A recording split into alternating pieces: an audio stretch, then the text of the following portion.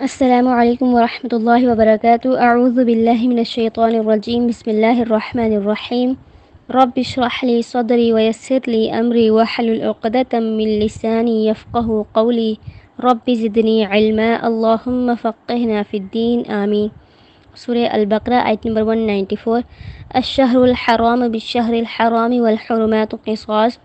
فمن اعتدى عليكم فاعتدوا عليه بمثل ما اعتدى عليكم واتقوا الله واعلموا ان الله مع المتقين۔ اے ایمان والو، حرمت والے مہینوں کا ادب کیا کرو، مگر اس شرط کے ساتھ کہ اگر کفار حرمت والے مہینے کا ادب کریں تو تم بھی حرمت والے مہینے کا ادب کرو، کیونکہ حرمتوں کا لحاظ تمام لوگوں کے لیے برابری کے ساتھ ہے۔ پھر اگر وہ تم پر زیادتی کریں تو جیسی زیادتی وہ تم پر کریں ویسی ہی زیادتی تم بھی ان پر کرو، اور اللہ کے عذاب سے ڈرتے رہا کرو، جان لو کہ اللہ پرہیزگاروں کے ساتھ ہے۔ اس آیت میں حرمت والے مہینوں کے بارے میں بتایا جا رہا ہے، اور اسلامی مہینوں میں 4 مہینے اللہ تعالیٰ نے حرمت والے بنائے ہیں: محرم، ذی القعدہ، ذی الحج، رجب۔ ان مہینوں میں جنگ، قتل اور لوٹ مار کرنا سب حرام ہے، منع ہے، اور مشرکین بھی ان کی حرمت کا پاس رکھتے تھے اور اپنی جنگیں جو ہیں ان مہینوں میں روک دیتے تھے، اور لوٹ مار وغیرہ بھی نہیں کرتے تھے۔ اللہ تعالیٰ نے ذی القعدہ، ذی الحج، محرم یہ 3 مہینے ایک ساتھ رکھے ہیں حرمت والے، کیونکہ ذی الحج میں حج ادا ہوتا ہے، اور ذی القعدہ سے ہی لوگ جو تھے حاجی وہ اپنا سفر شروع کر دیتے تھے اور ذی الحج میں پہنچ کر حج ادا کرتے اور محرم تک واپس اپنے گھروں کو چلے جاتے امن کے ساتھ، اور کوئی انہیں کچھ نہ کہتا، نہ ان کے قافلوں کو لوٹا جاتا اور نہ ان کے ساتھ جنگ یا چھیڑ چھاڑ کی جاتی۔ اور درمیان میں رجب کا مہینہ رکھا کہ اگر کوئی عمرہ ادا کرنا چاہے تو اس مہینے میں آرام سے امن کے ساتھ اپنا عمرہ بھی ادا کر لے۔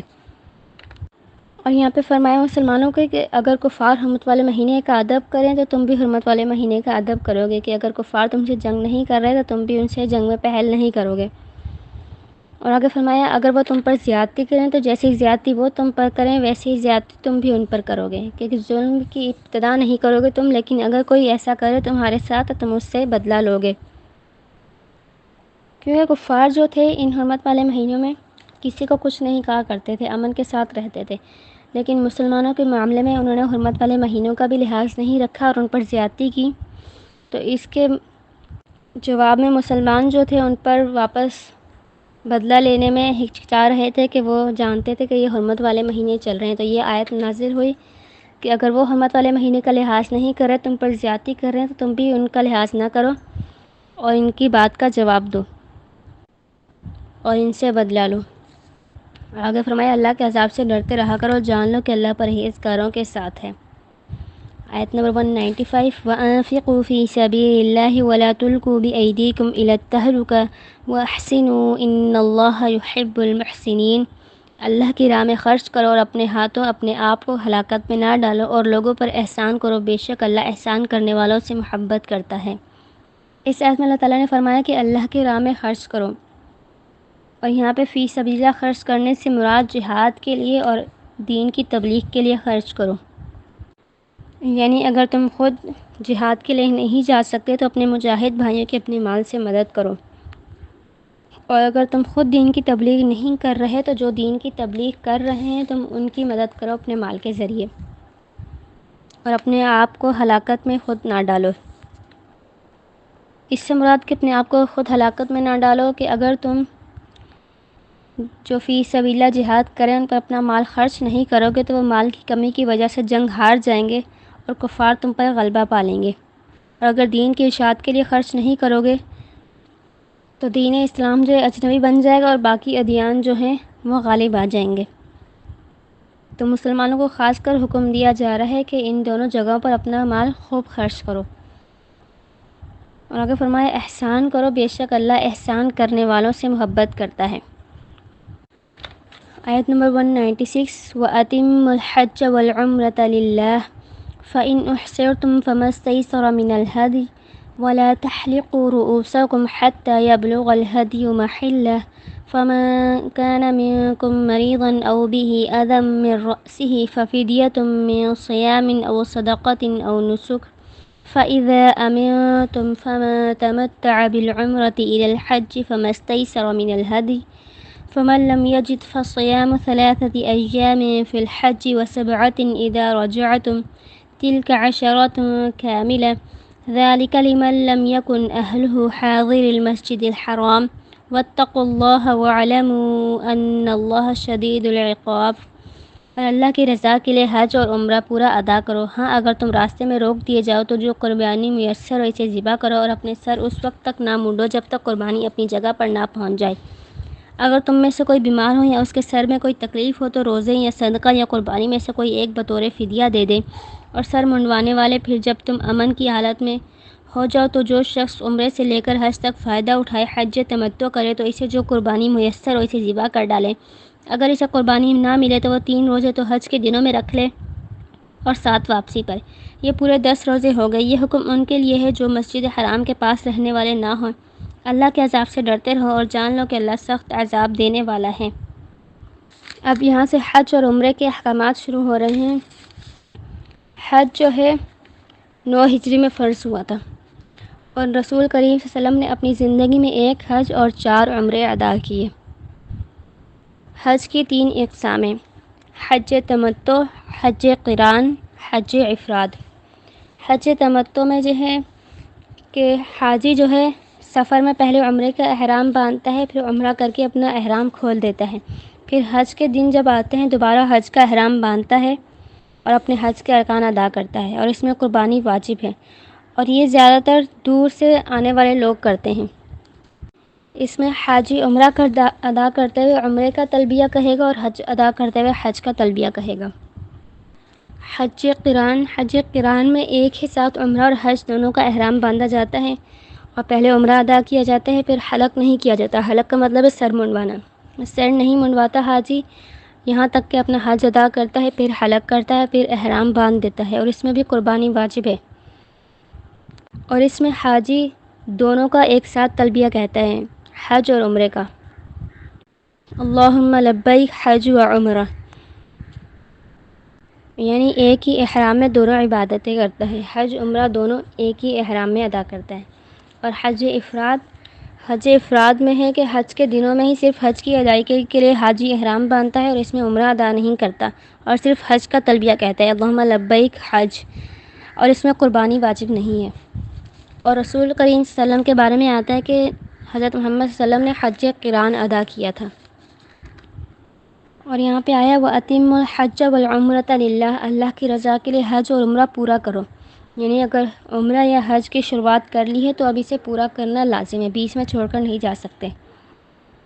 اور اس کا دوسرا مطلب یہ ہے کہ اپنے گھر سے ہی اس ارادے سے نکلو گے کہ تمہارا سفر حج اور عمرے کی غرض سے ہو۔ ایسا نہ ہو کہ تمہارا ارادہ کسی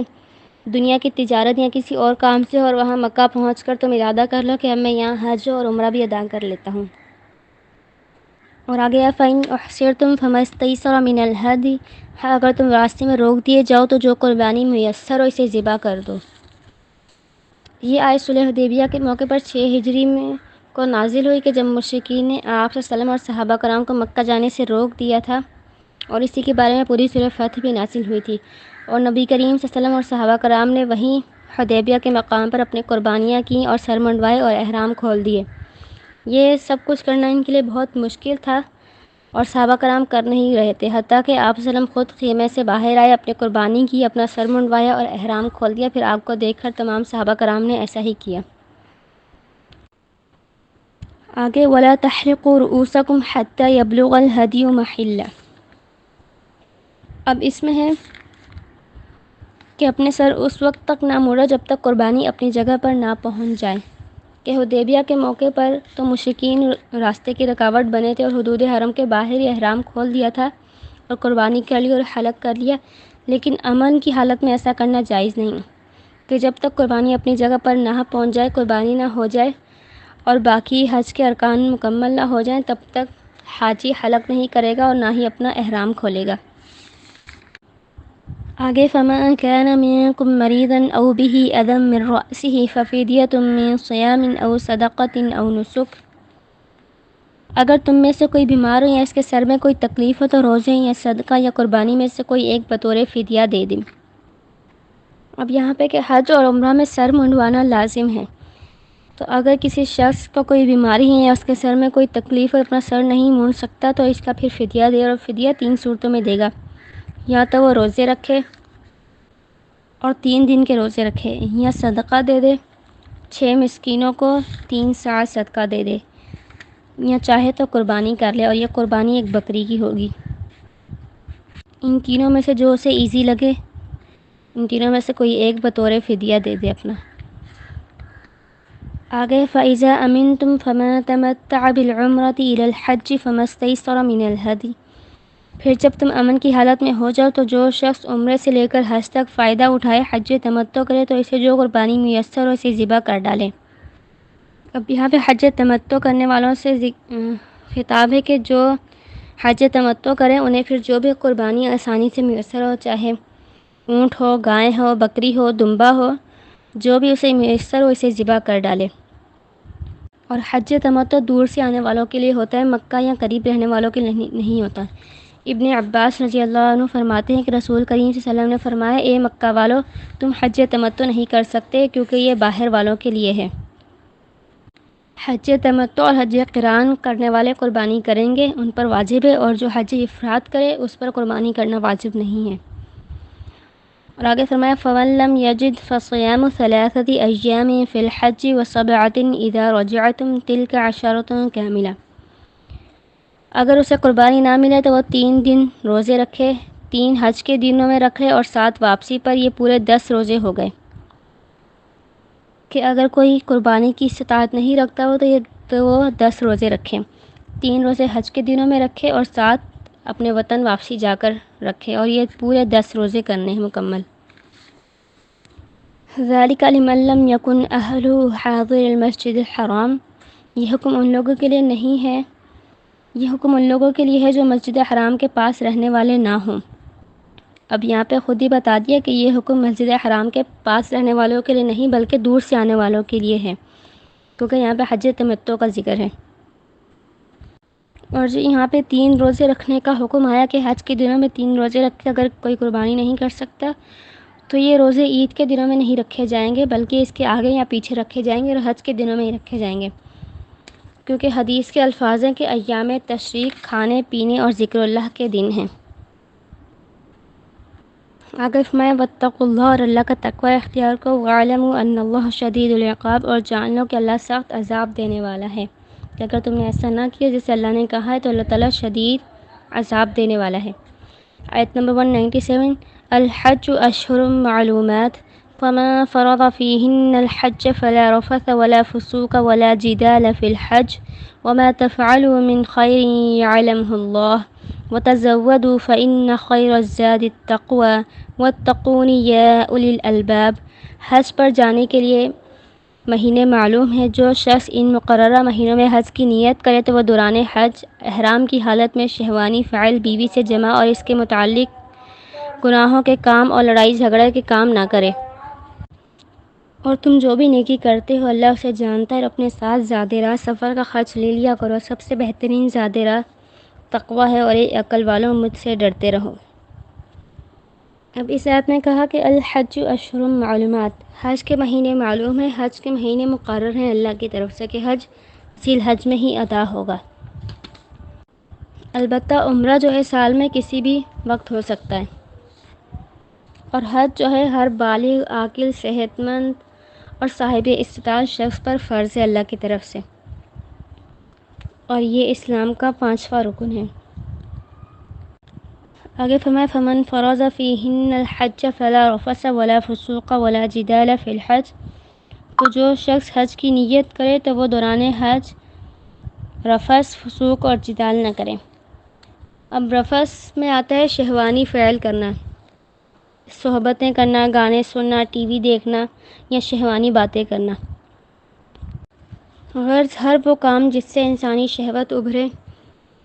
چاہے وہ گانے سننا یا کوئی ایسا ڈرامہ دیکھنا یا کوئی ایسا لٹریچر پڑھنا یا باتیں کرنا یا اشاروں کنایوں میں ایسی باتیں کرنا، سب منع ہے۔ اور فسوق میں آ جاتا ہے گالیاں دینا، بد زبانی کرنا یا اور بھی کوئی غیر ضروری باتیں کرنا۔